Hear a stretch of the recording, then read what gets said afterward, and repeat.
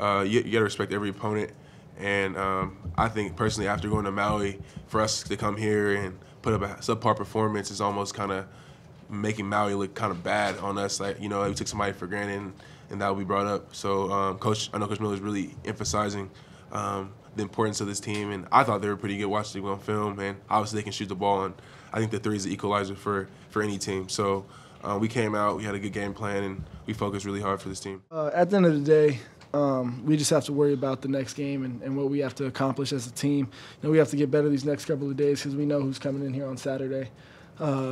And, you know, we prepare right, and Coach Miller does a great job of preparing us. And at the end once you get into that game situation, you know, it's just a matter of who's going to play harder and, you know, who's going to make shots and who's going to defend better. But, yeah, you know, we definitely have some tough tests, but that's going to show what this team is really made of. So, you know, we're accepting the challenge and we're ready to go. You know, I think I speak for everybody when I say this, but, you know, we don't change for anybody. You know, we're going to go about practice the exact same way, and we're going to do everything the exact same way that we do every single day. You know, they're another opponent, and we know how good they are, but at the end of the day, it's about what Arizona's going to do to be successful. So I think when you put that into perspective, you know, you got to work out and you got to do everything well and honor the process and just be ready to go.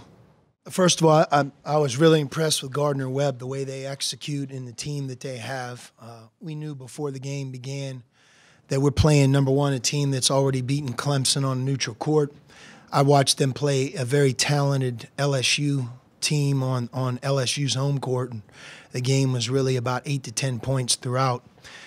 This is a team a few years ago that went to Rupp Arena and beat Kentucky. So in large part, we wanted to play a team like Gardner-Webb because I think in their own conference, they're going to have a chance to be very successful. And they're older, and you could feel that. Excellent point guard who had a great game from three. In the two big guys that they have, although not as big as some of the ones we play against, they're every bit as good as a number of players that are going to be on our schedule. So it tested us in a big way, and when you give up 10 made threes, you're playing with fire. Hopefully we learn from the film and learn from what we went through here tonight, which will only make us better moving forward. On our end, 23 assists is excellent. You know, you look at Parker Cartwright and T.J. McConnell, 15 assists and 1 turnover. It's a heck of a night from that position. I thought the bench during that second segment of the second half was the difference. They broke the game open with a lot of energy, and that's always exciting to see the guys who don't start and maybe some guys who have a different role come in the game and really impact it. So it didn't feel like a 25-point win or whatever it was, but I think we learned more about our team and gained some knowledge on what we need to work on. And by the way, I think some guys on our team are continuing to get better with more confidence. I mean, we've, in essence, gone, let's call it halfway right now, right, in our non-conference. 2.5 non-conference seasons, and we haven't lost.